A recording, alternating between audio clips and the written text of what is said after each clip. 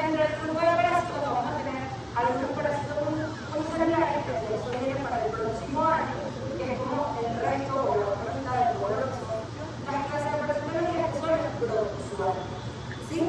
Pero en esta primera unidad vamos a hablar principalmente de los pluricelulares, que se denominan organismos pluricelulares todos aquellos que forma de vida cuyo cuerpo está constituido por dos o más células, ¿ok? Por eso es que son un poco más macroscópicos. Están compuestos por una diversidad de células organizadas, jerarquizadas y especializadas, cuyo funcionamiento conjunto garantiza la estabilidad de la vida. Entonces aquí tenemos todo lo que va a ser la división de nuestros parásitos, en donde las pluricelulares vamos a tener el tema de hoy, que son los helmintos, donde nuestra primera unidad van a ser los nematodes, ¿sí? Y están los helmintos tipo platermintos, que son los que vamos a ver más adelante. ¿Qué creen que quiere decir que son nematodes y qué creen que por el nombre quiere decir que sean platermintos? Planos. Los platermintos son planos, en cambio los nematodes son como circulares, ¿ok? Cilíndricos, los conocidos gusanos. Y los platermintos los vamos a dividir en dos, céstodes y trematodes. Voy a hablar de esto rápido porque no se vayan a pasar nada desde el principio, porque esto es solamente generalidades, ¿ok? Platermintos lo vamos a ver casi que al principio del año que viene, o terminando hoy. Entonces lo importante que tienen que saber ahorita básicamente es que los platermintos son planos, tienen una estructura plana y mucho más sencilla que los demás. Y después vamos a ver dentro de los unicelulares a los protozoarios y también pluricelulares, que son los artrópodos, ¿ok? Que suelen causar mayormente la ectoparasitosis, que eso va a ser un tema que vamos a ver más adelante. Yo también les voy a dar una clase de artrópodos como agentes causales, ¿sí? La hermitología. La hermitología es una rama de la zoología que describe y estudia la morfología, biología y sistemática de los helmintos, vermes o gusanos. Comprende el estudio de las enfermedades producidas por los helmintos, así como la profilaxis y el tratamiento, y a pesar de que eso es tema del área de medicina tropical, ahorita en parasitología nos gusta también darlo, para que ustedes vayan teniendo una noción de con qué tal tratar estas patologías que son muy comunes aquí, ¿okay? Aproximadamente el 24% de la población mundial se ve expuesto e infectado por algún tipo de parásito, ¿ok? Los helmintiasis tienen una alta prevalencia en nuestro medio y en nuestro país. ¿Por qué creen que nuestro país tiene una alta prevalencia de parásitos a diferencia de Europa o de Estados Unidos o de, bueno, así en nuestros países? Pero ¿por qué creen que en Venezuela? Sí, bueno, el nivel de salud es importante, pero hay un factor más común que es algo que no podemos cambiar, que está asociado a tener alta prevalencia de parasitosis. El clima. Como ven, nosotros somos un clima tropical, es un clima apto para lo que es el desarrollo, el crecimiento y evolución del ciclo de vida de los parásitos. Entonces, el mito simple, gusano o verde, ¿sí? Es como la traducción taxonómica, por así decirlo. Tenemos que los mitos son invertebrados, es decir, estos parásitos no van a tener huesos, ni los parásitos lo van a tener. De forma lateral, sin apéndices que se desplazan arrastrándose. Se parecen a un gusano. Tenemos que un nombre general, no taxonómico, que se utiliza para designar a los gusanos parásitos y a los de vida libre. ¿Ok? Porque al igual que tenemos los que viven solo dentro de nosotros, vamos a tener unos que van a hacer un curso o un ciclo de vida aparte, que es en la naturaleza como tal. ¿Sí? Pero para que no se enreden, hablamos un poquito después de los parásitos de vida. Esa es otra clase que yo también le voy a dar, que es estrangiloides, que cumple con esta característica. Clasificación biológica de organismos que tienen como característica general ser parásitos del hombre y que tienen capacidad de enfermar a los seres humanos. Como les estaba diciendo, con respecto a la prevalencia de las ictiasis intestinales, tenemos que las zonas rojas es donde hay de un 20 a un 50% de la población representada. Y como ven, nuestro país Venezuela no está rojo, sino que está por encima del 50%, vino tinto, como nuestro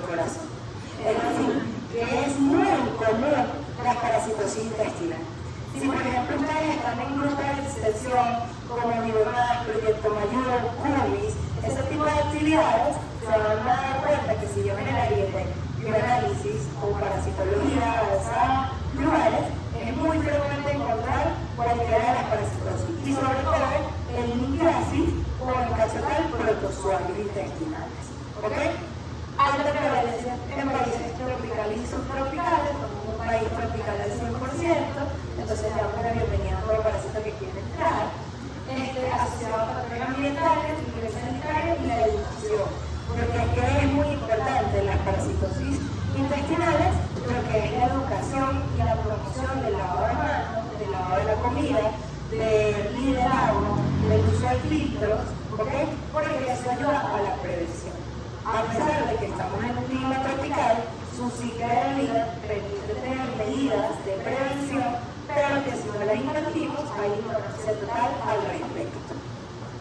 Entonces, hay más de 1.500 millones de personas, que es casi un 24% de la población mundial, que están infectadas por el virus. ¿Ok? Entonces, ¿cuál es la importancia epidemiológica? En primer lugar, que tenemos una alta prevalencia mundial, ¿ok? Como lo expliqué muy bien. También tenemos un indicador de pobreza, como ustedes muy bien lo dijeron, la situación socioeconómica está muy asociada a este tema de parásitos intestinales, limita el desarrollo socioeconómico, es decir, si ya de por sí tenemos un sistema de salud y de prevención precario, ya tener este tipo de parasitosis limita el crecimiento del mismo y puede causar enfermedades crónicas. Ahorita, los que vamos a empezar a ver, esto no causa una enfermedad crónica como tal, pero hay otras que pueden estar en el hospedador hasta 12 años. ¿Sí? Principalmente en un grupo que vamos a conocer como las quirales. Entonces, técnicamente, los factores de riesgo están. Tenemos lo que es la contaminación de las aguas, ¿sí? Sean dulces o saladas, la ausencia del lavado de manos, la geofagia, ¿sí? ¿Saben qué es geofagia? Comer tierra. Tenemos también lugares de hacinamiento como escuelas, psiquiátricos, hospitales, ancianatos. Tenemos la pobreza o condición de calle, tenemos la ausencia del lavado adecuado de los alimentos y tenemos también la coprofagia, que muchas veces no es voluntaria, el 80% de los casos, a menos que sea un paciente psiquiátrico o un ancianito, sino que tristemente en el agua, en los alimentos, suelen estar contaminados con pus. Y muy sinceramente, ya le digo, si tiene una parasitosis intestinal, de alguna forma indirecta están comiendo de esto, porque se transmiten por las heces. ¿Ok? Entonces, otra cosa, por ejemplo, es el criadero de animales, vacas, pollo, cerdo. ¿Sí? Tenemos también la presencia de vectores, que cuando hablemos de los vectores vamos a ver que hay desde insectos hasta crustáceos o moluscos, ¿ok? Y bueno, la edad pediátrica, ser infante, ¿sí? Entonces, la importancia clínica es que hay manifestaciones clínicas silenciosas, muchas veces no nos damos cuenta hasta que sea una alta carga parasitaria, limitación del crecimiento y desarrollo, sobre todo en pediatría, ¿ok? Disminución de la capacidad cognitiva también, sobre todo el que vamos a hablar hoy, porque no es que afecta al cerebro, pero causa una incomodidad muy grande que insomnio, irritabilidad, trastorno neurocognitivos, porque no descansa el paciente, ¿okay? Por el síntoma que es demasiado patológico de este parásito. Y la nutrición anémica. Esto en el caso de los ermitos es primordialmente en fase crónica. Muy bien, no es que una de las primeras manifestaciones clínicas es la nutrición anémica. Eso ya es cuando es crónico, cuando hay una alta carga parasitaria. Tenemos entonces los ermitos, se van a dividir en geoermitos, que les dice que sean geoermitos. Que tienen que venir de la tierra, que necesitan el contacto con la tierra, o dicho de forma más bonita, el mito que requiere de determinadas características ecológicas del suelo para la prosecución o el seguimiento de su ciclo de vida. ¿Sí? Tenemos los biorritmos que van a ser que requieren por lo menos de 2 hospedadores vivos para completar su ciclo de vida. Y ahí es donde viene otra definición en parasitología, que es hospedador intermediario. ¿Ok? Porque estamos los hospedadores definitivos, sí, parásito en el cual nosotros somos los hospedadores definitivos, que es donde se cubre por total el ciclo de vida y están las formas sexuales o reproductivas del parásito, y está un hospedador intermediario, que es aquel que es necesario para el cual se cumpla parte del ciclo de vida, pero no están las formas sexuales. ¿Sí? Esto es importante que lo vayan teniendo en cuenta. Les recomiendo que de una vez vayan haciendo un glosario de términos básicos de parasitología, donde tengan lo que es un parásito, que es la parasitología, que es un etnito, un gerolimito o un realmito, que yo fácil les puedo pasar la clase para que ya tengan estos términos que tengo aquí en esta clase. Hospedador intermediario, hospedador paratécnico, hospedador definitivo. ¿Sí? Vectores, los tipos de vectores, todo eso es súper importante en parásitos. Entonces tenemos que los nematodes, que como ya le dijimos son gusanos, en donde vamos a tener a los geoelitos y los bioelitos, que son elitos de igual forma, pero hay algo en su ciclo de vida que los diferencia. Unos necesitan de tierra y otros necesitan de otro hospedador. Y tenemos los fraternitos, que los vamos a ver mucho más adelante, que son los vectores y los trematodes. Pero su característica es que son ¿qué? Blancos. Muy bien. Entonces, como recibir nematodes, usan los siguiente. Sean bioelitos o geoelitos, van a tener la forma particular de un gusano. ¿Ok? Y los fraternitos, los cefas son gusanos planos en forma de cinta, como la conocida técnica, me imagino que la habrán escuchado en algún lugar, ¿sí? Que son cinticas, pueden ser muy largos, medir hasta 12 centímetros, ¿sí? Son largos. Y los trematodes, que son gusanos planos, en su mayoría con forma de hoja, porque dentro de este grupo hay uno que es como el anormal entre todos los trematodes, ¿sí? Entonces, elementos. Tienen tamaño variable, pueden medir desde micras hasta centímetros. Habitan múltiples órganos, como por ejemplo cerebro, intestino, músculo, hígado, ¿ok? Algunos pueden estar en pulmón, pueden ser dioicos o hermafroditas. Quiere decir que pueden tener sexos separados, macho y hembra, o pueden ser hermafroditas que la mujer solo se reproduce, ¿ok? Se parece a uno. Las hembras son de mayor tamaño que los machos, esto es súper importante en la práctica, porque todas las hembras siempre van a ser más grandes que el macho. ¿Ok? Esa es una forma sencilla de diferenciar en todos los géneros, hembra o macho, al menos dentro del grupo de los géneros. ¿Sí?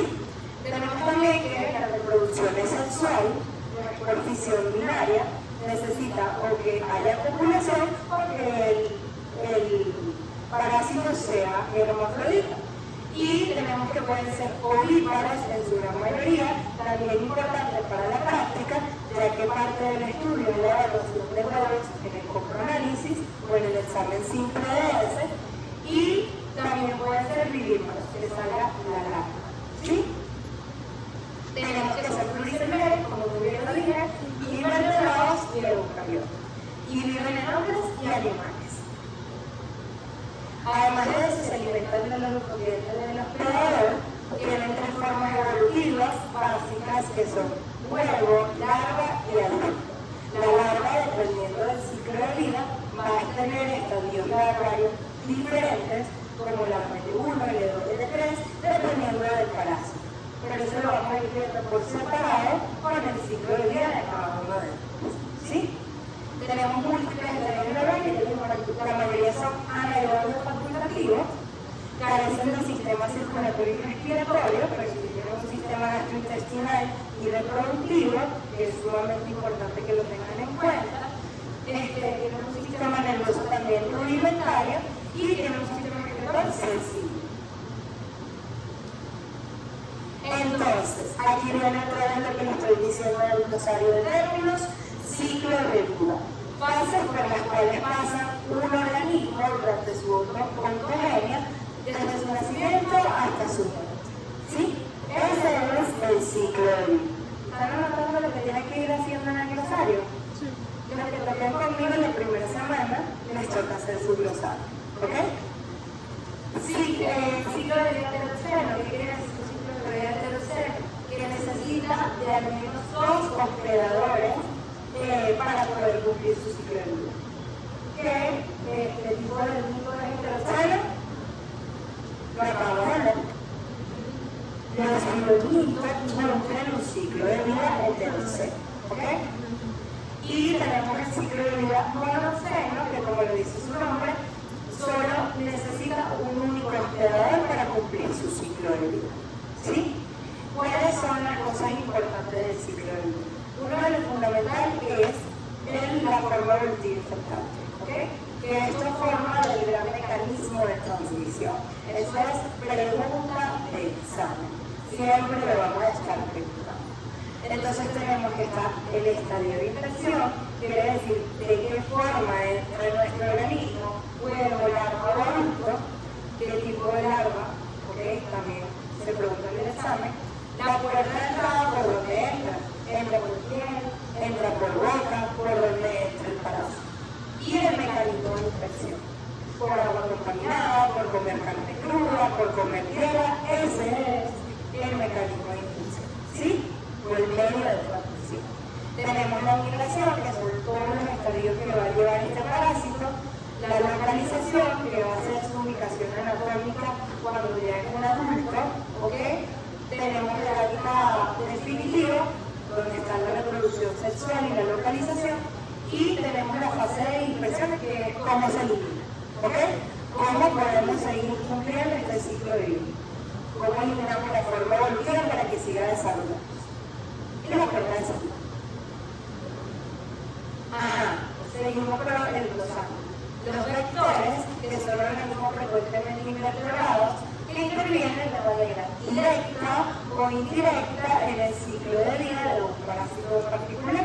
¿Por qué? Porque tenemos los vectores biológicos, que se conocen como los hospedadores intermediarios también, porque parte del ciclo de vida se va a cumplir en él, y tenemos vectores mecánicos, que como tal no forman parte del ciclo de vida, pero facilitan la llegada de la forma evolutiva infectante por ejemplo, a los alimentos. Un vector mecánico, una cucaracha, una mosca, ese tipo de cosas, un gorgojo, son vectores mecánicos que aunque el ciclo de vida no se cumple en él, puede trasladar los huevos con cierta forma evolutiva para que pueda llegar al hospedador. Entonces, el hospedador son los organismos que albergan la forma evolutiva de un parásito, y aquí tenemos los diferentes tipos de hospedador. El definitivo, el intermediario y el parasito. ¿Sí? ¿Quedó claro? Aquí tenemos un ejemplo del ciclo de vida monoceno, súper sencillo, donde el parásito va a ingresar en forma de huevo a través de la boca, va a llegar a lo que son los intestinos, en el intestino va a cambiar de forma evolutiva, esta forma evolutiva que es de larva va a migrar a los pulmones, en los pulmones cambia su cubierta, por así decirlo, y se convierte en otro tipo de larva, sube por la vía oral, vuelve a ser deglutido y llega al intestino. Esa última larva, que es la letra, se va a transformar en adulto, ¿ok? Y ahí va a haber cumplido su ciclo de vida completo. Y ahí es que va a causar daño. A pesar de eso, en la fase de migración también puede causar cierta sintomatología. Este es resumido el ciclo de las carinumbricoides, que lo vamos a ver en la próxima clase con el doctor Eguer. Y en cambio, aquí viene un ciclo de vida mucho más complejo, que como ven necesitamos 2 hospedadores. Este es el de la conocida Taenia sodium, ¿ok? En el cual va a ingresar después al humano cuando ya ha cumplido parte de su ciclo de vida en el cochino. El cochinito se traga los huevos que los botamos nosotros, ¿ok? Bonito. El huevo lo botamos nosotros, se le traga el cochinito, sobre todo se le llama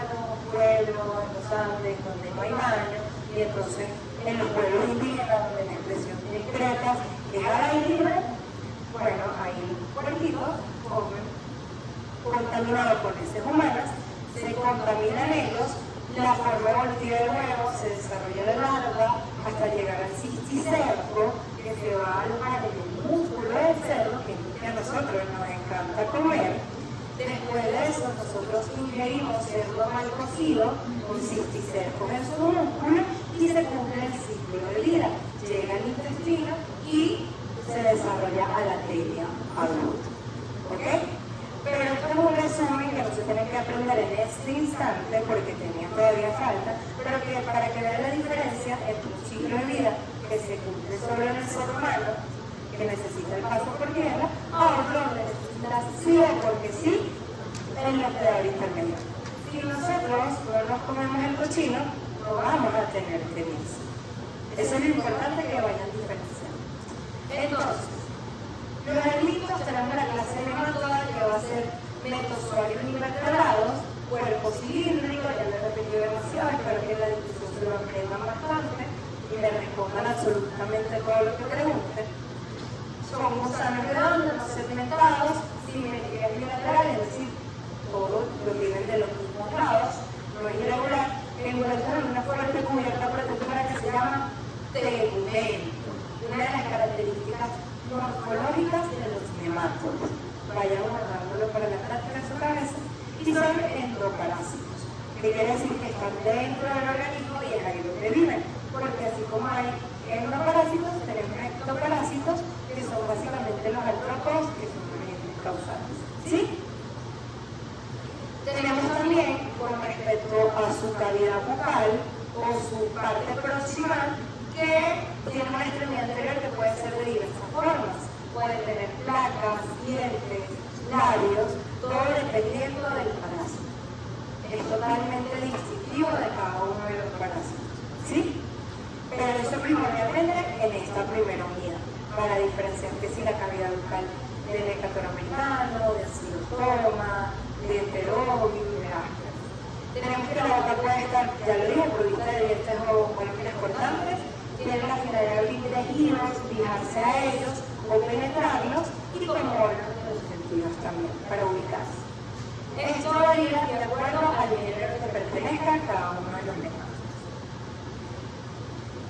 Dependiendo de la cavidad bucal, también vamos a saber cómo van a ser los síntomas que se pueden manifestar en el ser humano. Si tienen unos labios, quiere decir que eso no rompe mucosa. Entonces, sangrado de heces no es una de las cosas que vamos a ver. Pero en cambio, si tiene unos dientes, está provisto de dientes, si va a quedar pequeñas úlceras, que eso sí puede causar un sangrado.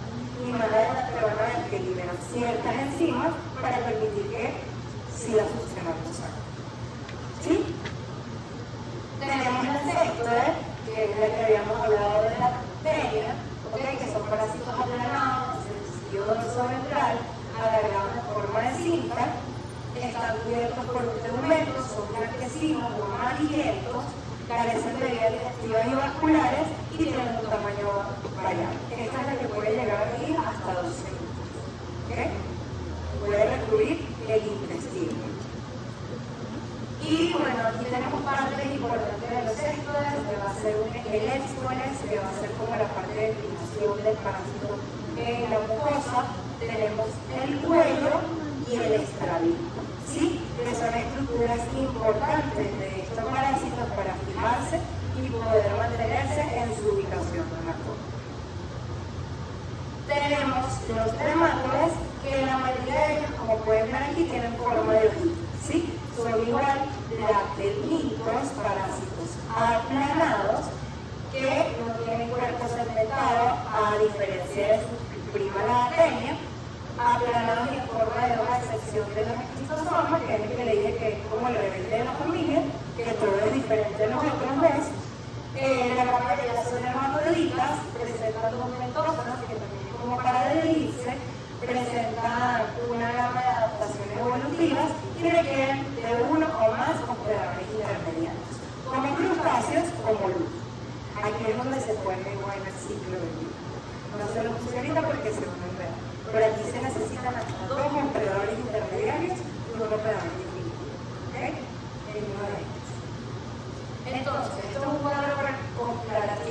comparativa entre los nematodos y los platelmintos, en donde tenemos que los nematodos, como ya habíamos dicho, son cilíndricos, los platelmintos son ordenados, los nematodos tienen cerezos separados, los platelmintos son hermafroditos, a excepción del esquistosoma, tienen cutícula, los nematodos, los platelmintos tienen un tegumento también, no son segmentados los nematodos, es un parásito completo. Los platelmintos pueden estar segmentados o no, dependiendo si es un sexto de un cremato. Tenemos ciclos de vida complejos y variados, en este caso es un ciclo de vida sencillo, son endoparásitos, estos requieren de uno o más operadores intermediarios de los platelmintos. Los platelmintos no tienen calidad pseudocelómica, en cambio los nematodes sí. Los nematodes tienen un tracto digestivo completo y los platelmintos es incompleto. ¿Okay? Este no requiere hospedador intermediario, quiere decir que tienen un ciclo monoceno. ¿Ok? Monoceno. Vayan refiriéndose todos esos términos. Entonces, tenemos que el tegumento es una cutícula que reviste el cuerpo del parásito constituido por escleroproteínas, como la es la quitina o colágeno o una mezcla de ambos, carbohidratos y lípidos. Tenemos el pseudoceloma, que es una cavidad general central donde vamos a tener todos los organelos del parásito y está delimitado por una capa muscular, donde se ubica el líquido perientérico también. Eso es decir, todos los orgánicos están dentro de un líquido alrededor de ese tegumento. ¿Sí? Entonces, aquí para ir reconociendo, no aprendiendo, sino reconociendo los nombres de los parásitos, tenemos los nematodes generalitos, que son los que corresponden a la primera unidad del parasitismo. Geoelmintos de vida oral, que son nuestros primeros temas, tenemos a Ascarius, el Enterobius vermicularis, Trichuris trichuria y el Toxocaris. Estos son los ascaris, ¿ok? Que son más grandes. Que cuando van a esos lugares rurales te dicen, no, el niño de pronto gusano por las heces. Bueno, porque es que literal es un gusano. Puede medir hasta 5 centímetros de largo, ¿ok? Y si hay muchos, crean esto que es un líquido de las calles. Los enterobius son esos que las mamás dicen que vieron un gusanito chiquito saliéndole por el ano a los niños porque les pica mucho el dedito. Estos son los enterobius. Estos sí pueden medir máximo 1 centímetro o 0.5, ¿sí? Y tenemos el Trichuris trichuria, que sus dos polos anteriores son más delgados que el posterior y el por donde se adhiere a la mucosa. ¿Ok? Más adelante vamos a ver el Toxocara, que es nuestro primer parásito accidental en el hombre. ¿Ok? Porque no es realmente del humano, pero nos podemos infectar accidentalmente y causar sintomatología en la forma evolutiva de la empresa. Ya bien, la parte de geoelmintos de vida cutánea, dentro del cual va a estar lo que les nombré, que tienen dientes, como el Hecatoramericanus, Ancylostoma duodenale, Ancylostoma brasiliense, que es el de los animalitos, y el Strongyloides stercoralis. ¿Okay? Aquí es donde vamos a obtener el polo anterior, que es fundamental para su diferenciación, en la parte atrás. ¿Sí? Ahora vamos a hablar de los geoelmintos, donde está Onchocerca bulbulus, Bushellella macrofti y Manzonella spp. Estos son geoelmintos porque requieren de un hospedador intermediario o un vector para cumplir parte de su ciclo de vida. ¿Sí?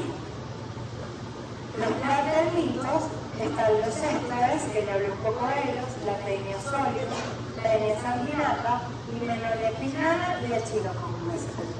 Aquí tenemos otro que es donde somos hospedadores paratónicos, ¿ok? Accidentales porque el Echinococcus es de animal. Tenemos los trematodes, que está el Schistosoma manzoni o el quistosoma, que vean hojita y vean lo diferente que es el schistosoma. Este es el que le dije que es la oveja negra del grupo de trematodes, ¿sí? Porque tiene doble sexualidad, o sea, macho y hembra, que siempre están copulando y además la forma es totalmente diferente a sus primos hermanos. Y están el schistosoma, este de aquí, fasciola hepática y paragónicos. ¿Ok? Aquí es un resumen de lo que vamos a ver tanto en nematodes y platanlitos, para que lo tengan en lista, pero ya les nombramos absolutamente todo y los tienen en cuenta. ¿Ok? Ahora vamos a hablar del único parásito con los que le voy a romper la cabeza, que es el más sencillo, es el más común, ¿ok? Y que tiene una manifestación clínica bastante particular. Que todo le da risa, porque usted va a preguntar al paciente si le pica la boca. En resumen es eso. Prurito anal es la manifestación clínica más frecuente y patognomónica de enterobios verticulares, que es el que le dije que es el chiquitico, que es muy común en edades pediátricas. Y esto tiene algo particular en su ciclo de vida, que lo vamos a hablar un poquito más adelante, que lo tienen conocido como un falso GOL. ¿Sí? Ya vamos a hablar sobre eso. Entonces tenemos que la morfología de los enterobios verticulares es que tiene una forma elíptica, donde hay un lado aplanado y el otro es convexo. Simplemente, para los que nos gusta comer, tiene forma de empanada. Tiene forma de empanada, tiene forma de media luna o forma de anillo. Eso es importante para la parte práctica cuando te pregunten características morfológicas del parásito. Mide de 50 a 60 micras, quiere decir que solo lo vamos a ver por el microscopio. Tiene una superficie con dos membranas, una interna que es lipídica y una externa que es albúmina. Tiene una larva en su interior, sí, que suele ser L1, es translúcida y la procedencia es normal en animales. Esto tienen que recordar. Este parásito no se ve en el examen simple de heces, porque no va a estar en la heces. Eso se va a quedar alrededor del margen perianal y se va a obtener por una prueba totalmente diferente, que es la de Graham, o la conocida cinta adhesiva transparente. Es el único de este grupo que no se ve en examen de heces y tiene su prueba única y particular. Quiere decir que si llega la mamá con un niño con síntomas de prurito anal o el mismo adulto, no tiene sentido mandarle a hacer un examen simple de heces para confirmarlo, porque no se va a ver. Y si el niño evacúa o lo lavan antes de hacer el examen de grano, se perdió el huevo. No lo vamos a ver. ¿Ok? Ese método también lo explico un poquito más adelante.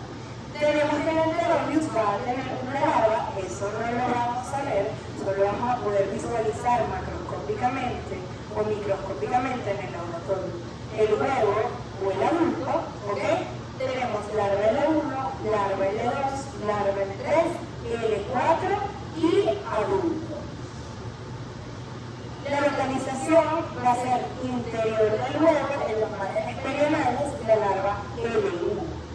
De resto va a ser parte del suelo de su ciclo de vida. ¿Sí? Seguimos. La morfología del adulto es que son translúcidos, macroscópicamente se pueden ver blanquitos, ¿ok? Tamaño de 2 a 13 milímetros, extremo anterior con aletas laterales, ¿ves? Tiene una boca como trilabial, ¿ok? Extremo posterior del macho es curvo y en cambio el extremo posterior de la hembra es apilario. Y aquí vienen las características más específicas. Tenemos que tiene una extremidad anterior prevista de una boca trilabiada pequeña, aquí, ¿no ves? Tiene como 3 labiecitos. De cada lado de la boca existen 2 expansiones cuticulares estriadas, transversalmente y situadas dorsoventral, llamadas las aletas cefálicas, que son estas cositas que salen aquí, ¿ves? Un lado y el otro. Y presenta un estómago alargado con un segmento cilíndrico seguido de un estrechamiento, el istmo, y una dilatación llamada bulbo esofágico. Aquí está el esófago, aquí está el istmo, ¿lo ven aquí chiquito? Y el resto de verdad es el bulbo esofágico. ¿Lo entendieron? Muy bien. Característico de este parásito, que quiere decir que cuando vayamos a la práctica, que es más adelante, esto es lo que le vamos a pedir que identifique. ¿Ok? Además del huevo y del óvulo. ¿Cierto? Como ven, lo que les expliqué, aquí en los nematodes y en los hermitos, la hembra es Las hembras pueden medir hasta 1 centímetro y el macho puede medir milímetros, ¿ok? Entonces, esa es una característica que lo diferencia. La hembra tiene la colita puntiaguda y el macho va a tener la colita incurvadita, ¿ok? Como una tigre.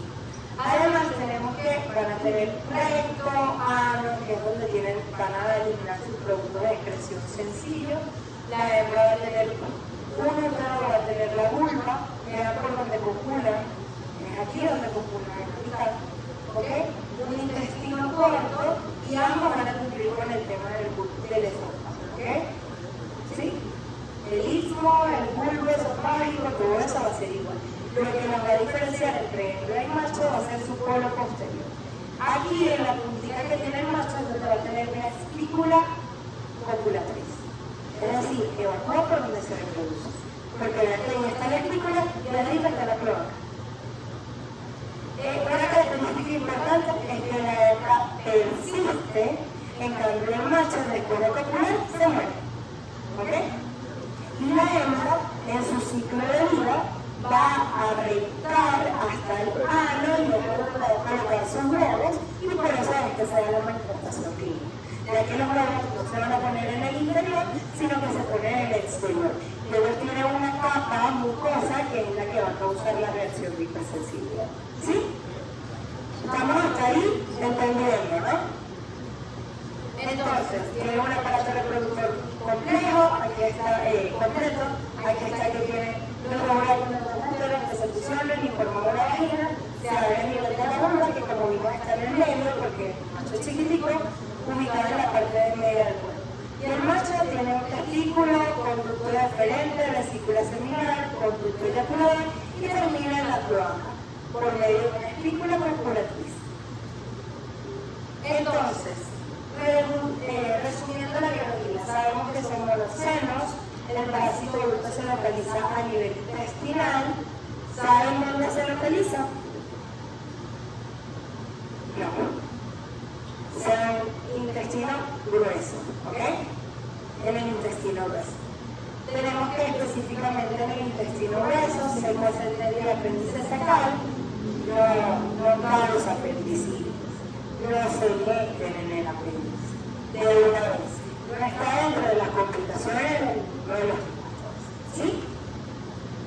Se adhieren débilmente a la mucosa intestinal por medio de sus labios y las aletas cefálicas. Para poder cumplir su ciclo biológico debe vivir temporalmente fuera del hospedador, pero no necesita de la tierra.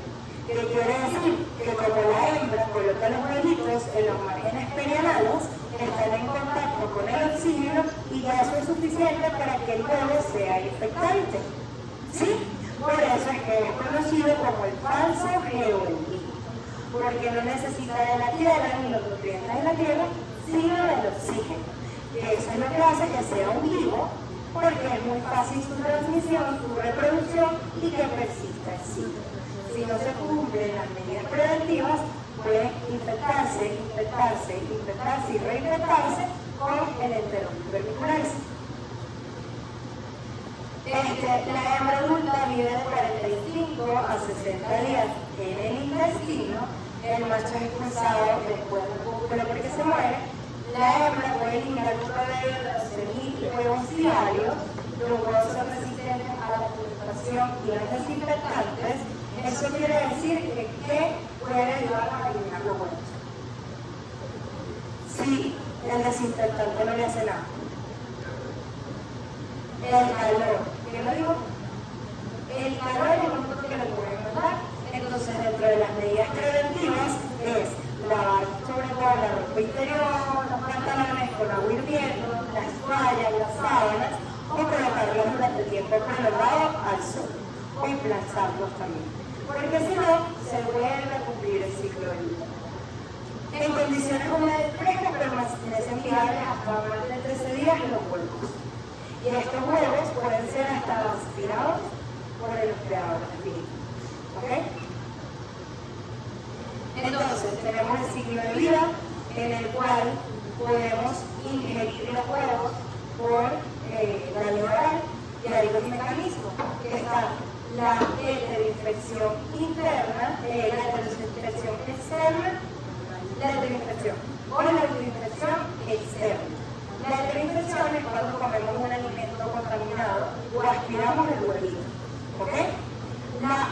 infección interna es a través del mecanismo boca, ano, mano, boca.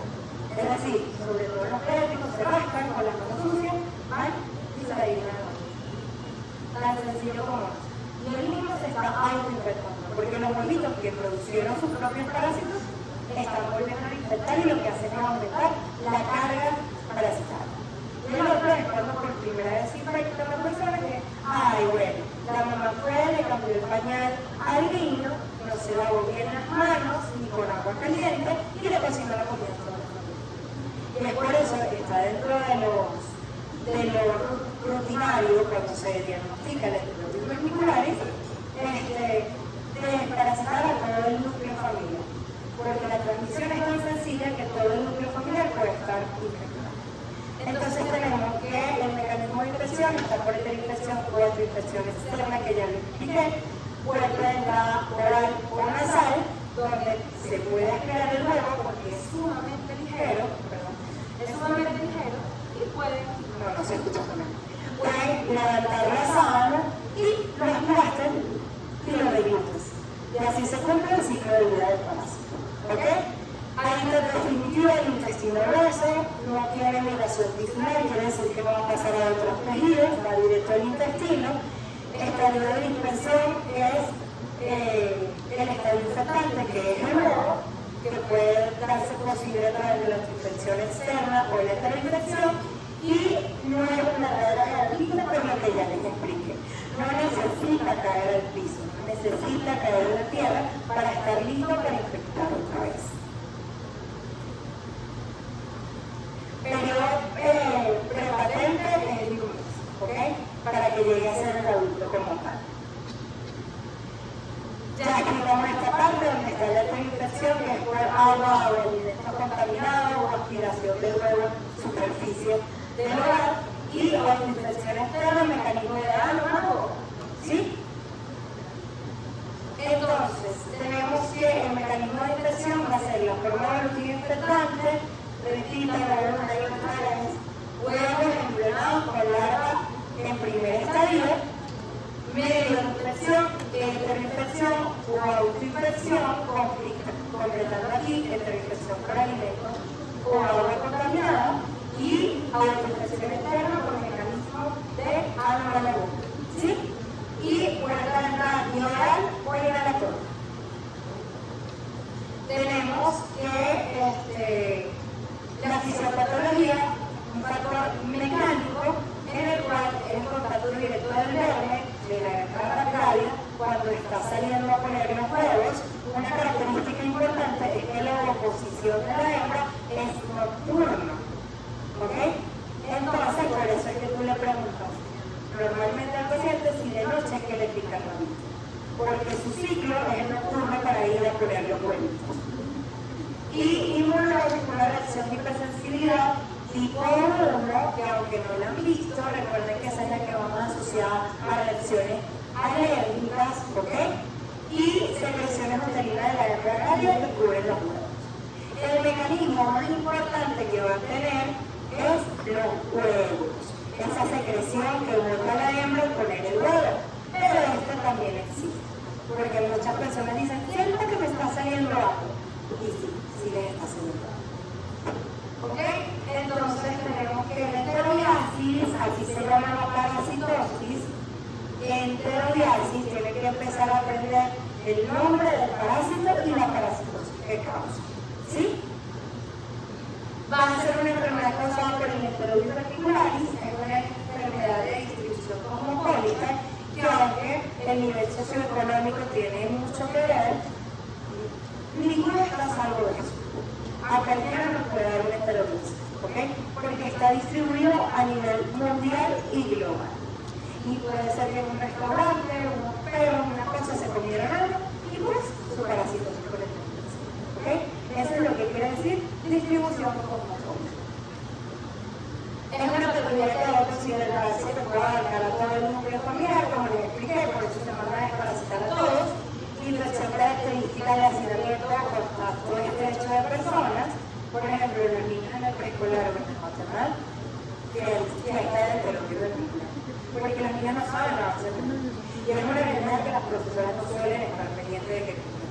Entonces Pedrito le da una galletita a María, María le comparte la misma galleta a Petra y así se distribuye todo. ¿Y verdad, Pedrito? O sea, yo tengo una loquita y gracias a que empezaron las clases. Y yo no estoy viendo clases. Pero es así.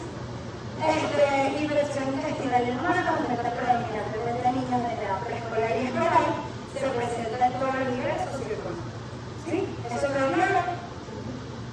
Entonces, tenemos que la Organización Mundial de la Salud se considera una de las principales causas de morbilidad, muy ligada a la pobreza y relacionada con inadecuada higiene personal, alimentos con poca cocción, deficiencia de los servicios sanitarios y deficiente provisión de agua potable y contaminación focal.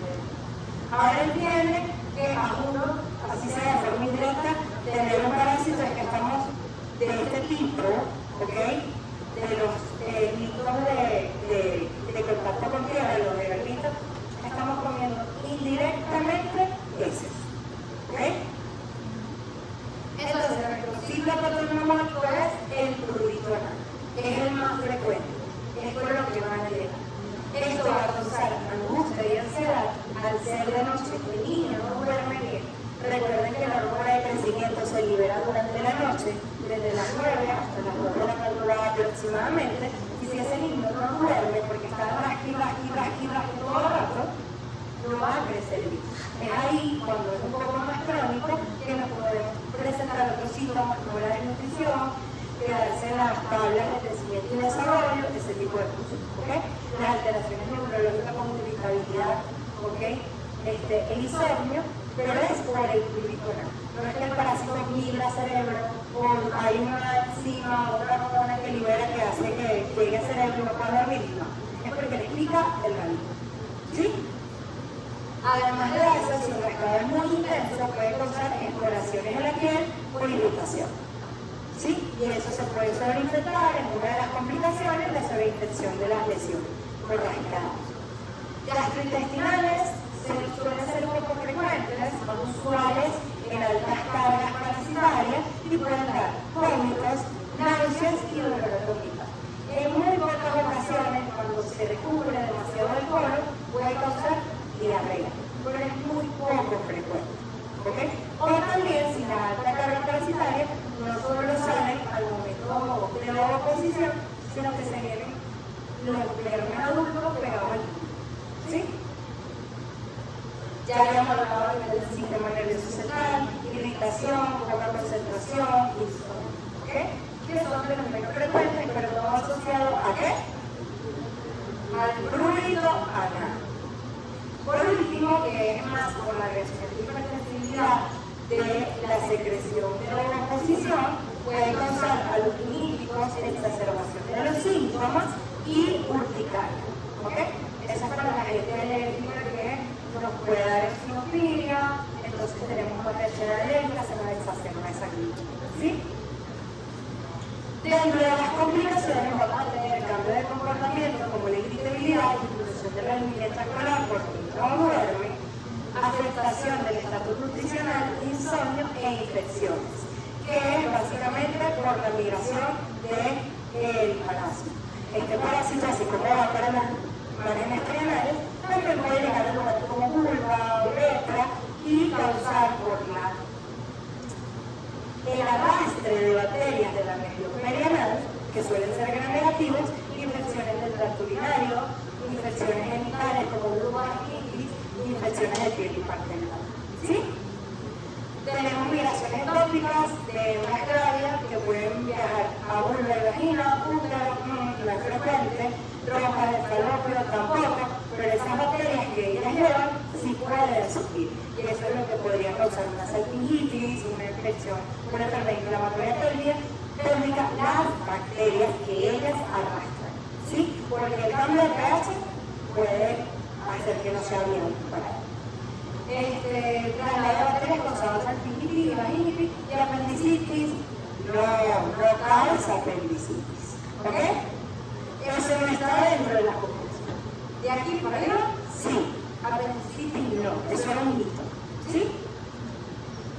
Entonces tenemos el diagnóstico clínico epidemiológico basado básicamente en los síntomas con el paciente y lo más importante es que crónico a nada. Condiciones económicas y sanitarias, hallazgo incidental del parásito, que la mamá lo encuentre, que el mismo pediatra lo encuentre cuando va a revisar condiciones del bebé. Examen simple de ese, no se hace, ya se lo expliqué al principio, no se va a ver. Lo que se va a hacer es método de cinta adhesiva transparente o gráfico, que va a consistir en esto, es algo muy sencillo. Se va a agarrar un tilito transparente y se va a colocar un papelito de un lado y un papelito de otro. Eso, del lado que pega, lo vamos a dejar expuesto alrededor de una paletita, ¿sí? Y esa paletita, vamos a dejar así. Pongamos que fuera paletita. Aquí me quedo un pedazo de papel y aquí me quedo otro. Esa parte adhesiva se lo vamos a pegar del ano de los bebés. Del ano de los bebés.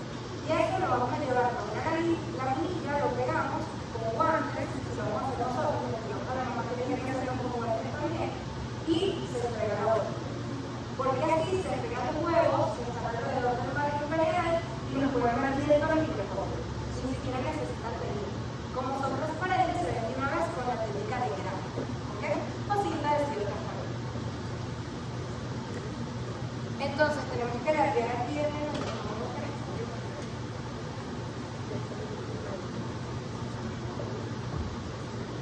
Entonces tenemos que la fuente, recuerden esto, ustedes vieron en salud pública o en micro ya la epidemiológica. Ok, tenemos entonces que la fuente de infección primaria somos nosotros los hombres, ok, sobre todo aquellos que tienen factores de riesgo, como los niños de la escolaridad escolar, los pacientes que están hacinados, que estén ancianados, que estén psiquiátricos, aquellas personas que son cuidadoras de enfermos, aquellas personas que trabajan en hospitales, ¿sí? Guarderías o los militares, que ellos viven asignados en cuartelados, ese tipo de cosas. El hospedador susceptible, ¿ok? Que son estos mismos que tienen mayor factor de riesgo, y la transfusión, que es por autoinfección externa, mecanismo de mano a la boca, o infección en alimentos, agua o comida contaminados, ¿sí? Nuestro tratamiento básico para este tipo de anemia va a ser el albendazol y mebendazol. En resumen, el albendazol, niños menores de 10 kilogramos, es 200 miligramos, a partir de adultos son 400 miligramos y se debe repetir a los 15 días, ¿ok? Para terminar de eliminar cualquier tipo de riesgo. Pero si no cumplimos la prevención o las medidas preventivas de lavar o limpiar todo con agua caliente, lavar bien los alimentos, lavarse las manos antes de comer, hervir el agua, que no estamos haciendo. ¿Ok? Entonces tenemos aquí que, sin embargo, están las medidas preventivas, que ya vamos a hablar muchísimo, no es necesario repetirlo, lavar las manos, alimentar alimentos de origen cierto, que nunca los evitamos, siempre estamos comiendo cosas inciertas en cualquier lugar. ¿Ok? Evitar la licofagia, limpiarse bien las uñas, porque a veces